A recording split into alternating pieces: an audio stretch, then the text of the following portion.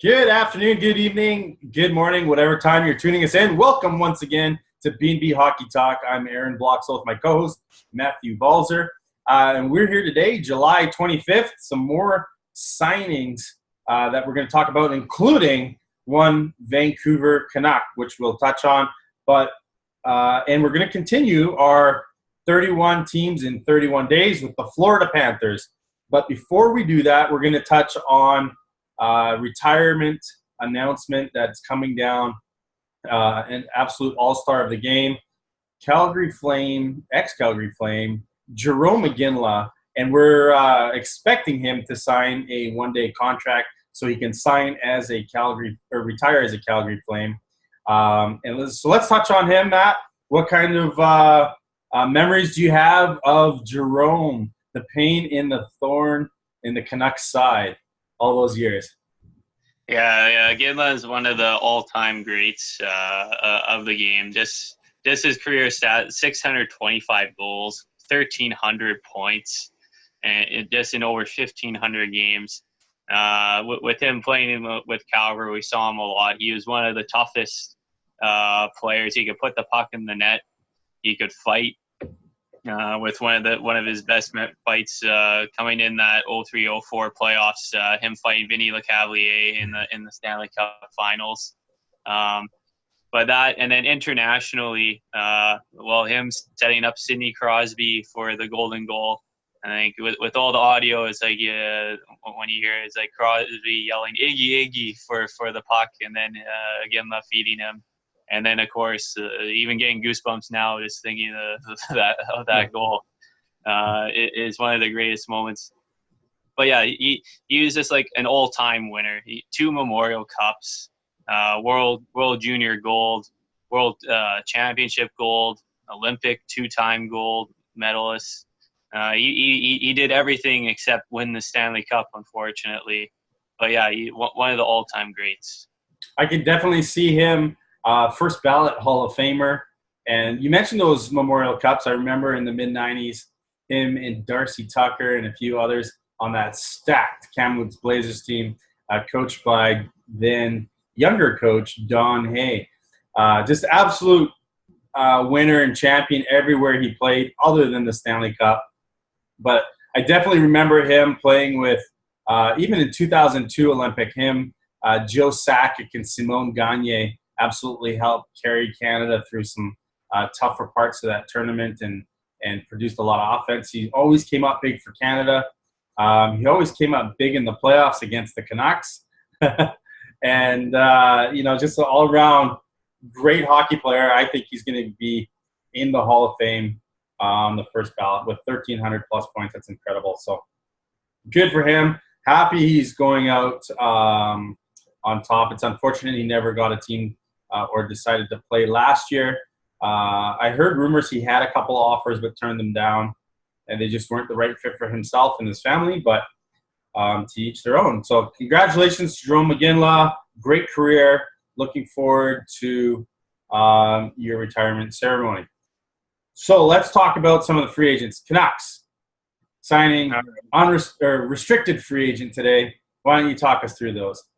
All right, so we'll go with the Canuck news right off the top, and then we'll go into the other signings. So Canucks re-signed Jake Virtanen to a 2-year extension with a cap hit of $1.25 million, which is a little less than I thought that they would have to give him. But I was expecting a 2-year deal for a bridge deal, which was most expected. And I'm hoping he can get some top 9 minutes and a little bit more power play time.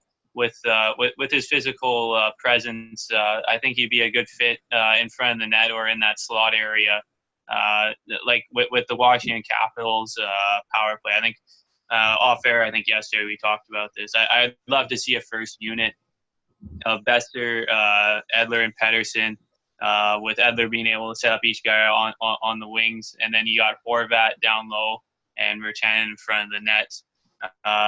So I'm hoping he gets some more minutes, especially towards the end of the season.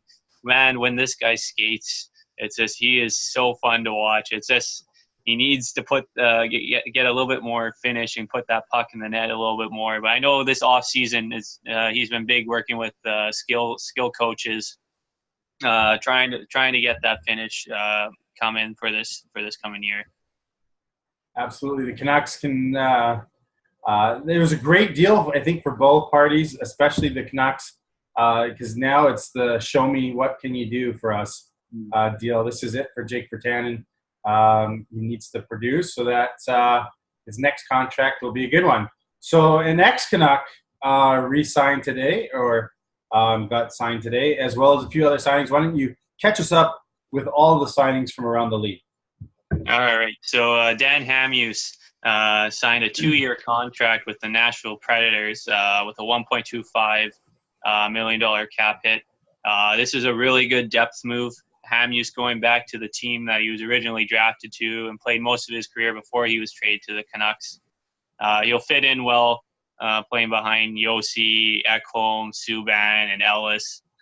Really, yeah, there's a stacked defense over in Nashville. And that really good money. So I really like that signing. And then the Calgary Flames signed Mark Jankowski to a 2-year extension, just a little under $1.7 million. The first rounder for a few years, many years ago, finally got his jump into the NHL. He had 17 goals and 25 points in 72 games. And then also defenseman Brett Kulak was awarded a 1-year $900K deal by the salary arbitrator. So we'll see if the Flames will match that, because they did put Kulak on waivers earlier this week, and nobody decided to pick him up. But I think they will agree for that money. The biggest signing of today, contract-wise, is Minnesota re-signing Jason Zucker to a 5-year deal with a $5.5 million cap hit. He had a great year last year, 33 goals and 64 points last year, but he really faded out in the playoffs. He didn't have a single point in the 5 games against Winnipeg, but regular season-wise, he was one of their best forwards. And also last 2 more signings. Matthias Janmark got a 1-year deal with Dallas at $2.3 million. He'll be probably on their second line to start the year. And then to get into the Florida Panthers, they finished wrapping up the rest of their restricted free agents by re-signing defenseman Mackenzie Weegar, who provided some depth in their bottom 6 and has some chance to develop. He only had 8 points last year, but in the American League the year before, he had 14 goals and 34 points in only about 60-something games. So he has room to improve. Excellent. Well, that's a good segue as we get into our 31 teams in 31 days with the Florida Panthers today, home of Roberto Luongo. So why don't you take us through the forwards, and we'll talk about potential line combinations, and then we'll get into the rest of their team, the defensemen, the goalies, and the prospects. All right. So the Florida Panthers have one of the best youthful forwards up front. Their big line will be Evgeny Danilov, Alexander Barkov, and Nick Bjugstad. Bjugstad made a move to the wing as the year went along and really fit in well with Barkov and Danilov. Danilov, who played in the KHL last year, was basically the Artemi Panarin, you could say, coming over from the K and actually absolutely ripping it up in his first year. He had 28 goals and 65 points, playing along with Barkov, who I think is the best 2-way forward in the league. He's one of my favorite guys to watch when you're able to watch Florida. And when he got hurt, just at the end of the season, basically crushed their playoff hopes of trying to get in their last push. The second line could be a first line as well on many teams. Jonathan Huberdeau, Vincent Trocheck, and Mike Hoffman, who they acquired from the Sharks after he was traded there from Ottawa. This could be an explosive line. Trocheck, I think, will have better offensive numbers than Barkov this year. along with Huberdeau, who really bounced back with 69 points. And Hoffman, who had a disappointing year in Ottawa. If he bounces back, he could be a 30-plus goal scorer for them this year. The third line I have as Jamie McGinn, Henrik Bjorkström, and Dennis Malgin. Bjorkström was their first-round pick in 2016.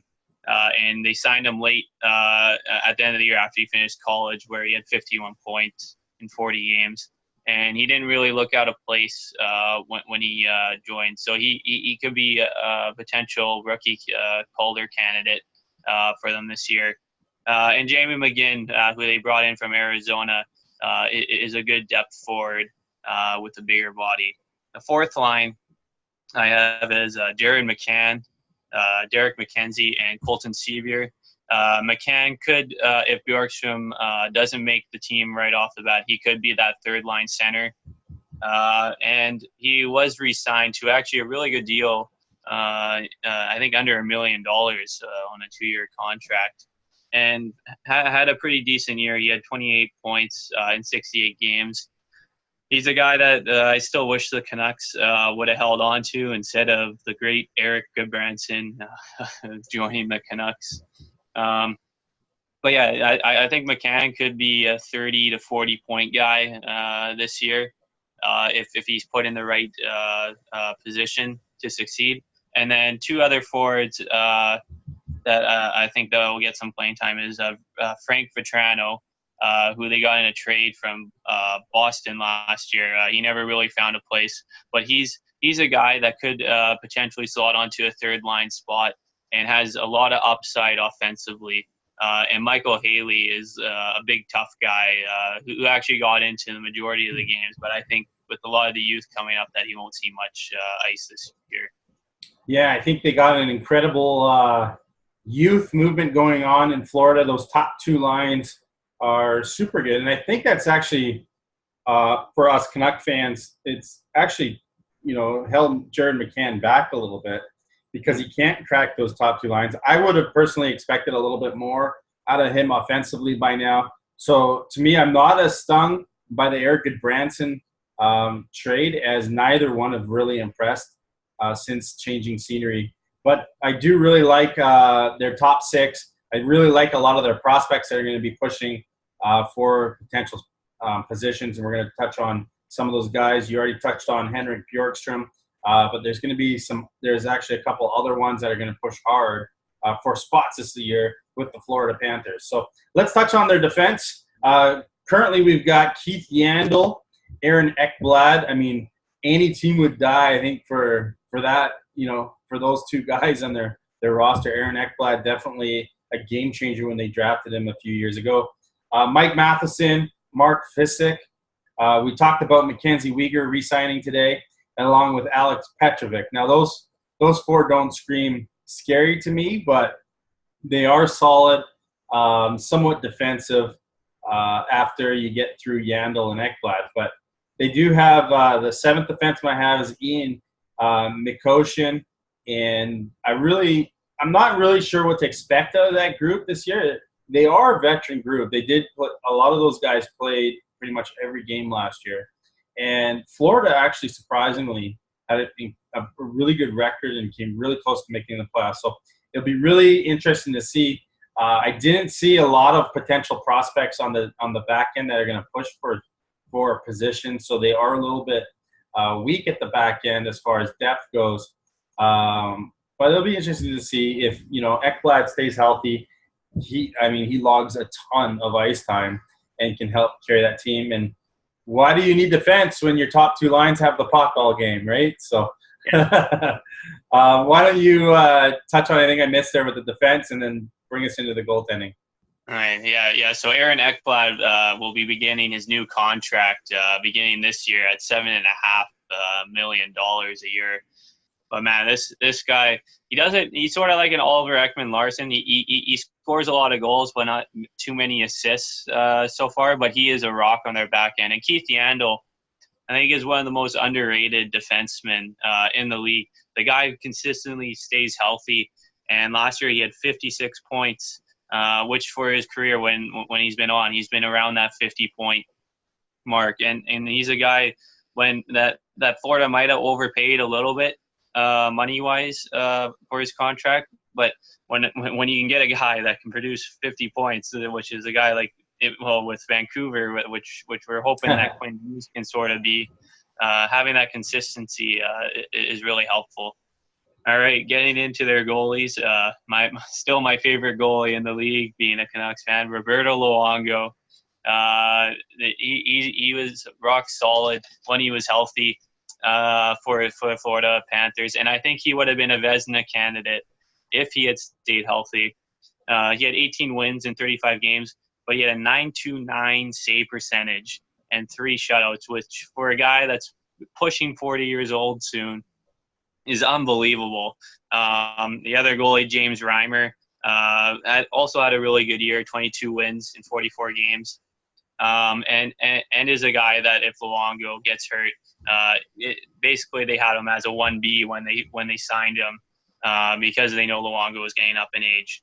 And the third string goalie, who will probably get some starts with Luongo being more injury prone now, is Michael Hutchinson, who was with Winnipeg for the past few years. He played most of the year in the American League and had stellar numbers. But he is a guy that could be a backup goalie in the NHL. But just with the number-wise, he'll be the third stringer. I absolutely am still a fan of Luongo as well, only because he shows that us 39-year-olds can still get the job done. But I think as long as he can stay healthy, he's still one of the best in the games. And it'll be interesting to see how his health is this year. Reimer definitely did a great job filling in for him when injured last year, and he's just a solid backup. So let's get into some of the prospects. Like we said, you touched on Henrik Bjorkström already. Their biggest prospect, I think, outside of him is the Dave Tippett, the old NHL coach with the Arizona Coyotes, who's now with the Seattle potential expansion team. His son, Owen Tippett, from the Mississauga Steelheads, was drafted in the first round 2017. He put up 75 points last year with Mississauga in only 51 games. He actually played 7 games in the NHL at the beginning of the year, only had a point, and then towards the end of the year, he played 5 games and had 2 points in the AHL with the Springfield Thunderbirds. Look for him to potentially crack this lineup. I think he's definitely going to push for a spot, and my personal belief is he's going to make this team this year. He's definitely NHL ready. But let's get into some of the other prospects. Their first-round pick this year, Gregory Denisenko, out of the MHL in Russia. We talked about this before we went on air. The Florida Panthers not scared at all in drafting Russian players, as they have a bunch of them. In the MHL last year, which is it's a junior league under the KHL, he had 22 points in 31 games. And I don't know a whole lot about him, so maybe you can touch on him when you touch on some of the prospects. But one of their other big prospects is a forward that plays both wing and center, Jace Hawryluk. I always want to call him Howardchuck, but it's Jace Hawryluk. Looked like he was going to make the team last year in Florida, but he broke his hand in a preseason fight, and it unfortunately set him back. He actually was out for quite a while. Had to play a few games in the East Coast Hockey League before making his debut in the AHL last year during rehab. Ended up getting 36 points in 64 games. He's projected as pushing for a spot this year. As long as he's healthy and no more broken hand, he should be pretty good. He's definitely a goal scorer. Let's see. I've got 2 more I want to touch on. Alexei Heponiemi his downside, he's a second-round draft pick out of 2017. He had 118 points last year with the Swift Current Broncos, was one of their reasons why he was in the Memorial Cup. And his downside, and the reason why he went in the second round instead of the first round, is he's only 148 pounds. So a lot of fear in whether he can play with grown men or not. He's actually signed on to play for Karpat in the Liga League next year in Finland to continue his development, kind of like what the Canucks did with Olli Juolevi. Give him a year of pro in his home country and then bring him over to the AHL and then the NHL. But definitely has a lot of offensive upside. And then lastly, I have a guy named Dylan Hunt, who's another forward. He was an undrafted player that signed as a free agent with Florida in 2016, had a pretty decent junior career. And last year in the AHL, he put up 46 points in 58 games, was one of the more productive forwards down in Springfield. And in Florida, he ended up playing 11 games, had only 1 point, but wasn't really given as much of an offensive opportunity. But again, he's another guy that can definitely push for a job here. Having played in 11 games last year, he's definitely on my radar. Who do you have for prospects? And if you want to touch on Denisenko some more, let's get into those. All right, yeah. So, yeah, with Denisenko, I think reading up on the NHL, the app, this guy has a potential to be like an absolute superstar player. It'll be interesting playing only in the MHL. That is like more of a junior league in Russia. Once when he gets to the KHL, and he's able to play more against men, how he'll produce or how fast he'll be able to develop into that offensive superstar. But yeah, this guy should be all world for them. And then with Owen Tippett, who he touched on, I think he could crack. I think he should crack the top 6. Because he did get that cup of coffee at the beginning of the season before getting sent back to junior. But he has the potential, along with Bjorkström, to make the team right out of camp. Their big goalie prospect is Samuel Montembeault. His first year pro was pretty rough, but with Springfield not being really that good, he only had 13 wins in 41 games, and his save percentage was below .900. But with his first year pro, sometimes it'll take a lot longer for goalies to develop, as we usually know. Another guy, Patrick Backhoff, who was undrafted, but they signed after this year's draft, had 100 points for Everett in the WHL this last year. We'll be playing in Springfield this coming year, but with a younger guy with a lot of offensive ability, will be interesting to see how he develops. Another second-round pick that they had in this year's draft, Saron Noel, who was projected to maybe be a late first-rounder, but he fell down into the early second round. Had 53 points in 62 games for Oshawa this past year. Is projected to be a scoring winger in the NHL. And lastly, a guy that played 26 games for them last year, Maxime Amin. Yeah, that's talk about the name that you're asking. The NHL all-name team. Yeah. He had 25 points in 32 games in the American League before he was called up later in the year. And as I said, got into 26 games. He is a guy that could crack their bottom 6 or be an extra forward. I forgot to mention, they did sign a guy out of a defenseman out of the KHL, Bogdan Kislevic, who played in the K last year. He's more of a stay-at-home defenseman. He only had 16 points in 44 games, but he could be pushing for a bottom 6 role with their defense. Seeing how he's already 28 years old. Excellent. They definitely have some guys that are going to potentially push for spots. They've got some incredible depth with their youth. They finished last year with 96 points, only a couple of points out of a playoff spot. Where do you see them finishing this year? I have them down for actually pushing the envelope a little bit and potentially hitting the 100-point mark. I'm a little bit worried about their depth on defense, but outside of that, I think they have the horses up front to continue to lead them forward in the standings. Where do you see them? Yeah, so I see them getting that last wild card spot this year, being around with like Philadelphia, New Jersey, and the New York Islanders, sort of fighting for those bottom wild card spots. But I do see them getting into the playoffs this year. I think their goaltending will hold up. But yeah, the biggest thing will be their depth at defense. And outside of like their big three of Yandel, Ekblad, and Matheson, if those other three defensemen can hold up with the minutes, and if they can get some more offense out of them, because as it's famously known, Dale Talon protected more defensemen, and then they lost Jonathan Marchessault and Riley Smith, who they traded to Vegas. To hold on to these guys, which was one of the biggest mistakes ever, because we already look at what Florida's top six is right now, and knowing that they could have still had maybe one of those guys still is pretty crazy. That would be – they would have three unbelievable lines if those guys were still around. But, yeah, so that's our Florida Panthers preview. Remember to hit the like button, hit the share button.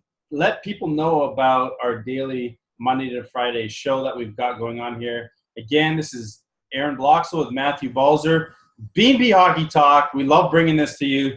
So comment below. Let us know what you like about the show, what you see Florida going, or comment on Jarome Iginla's retirement, or any of the players that signed today, including Vancouver's very own Jake Virtanen. So thanks again for listening. Tomorrow we'll be back with our 31 teams in 31 days. And you guys have a fantastic evening. We'll see you all tomorrow.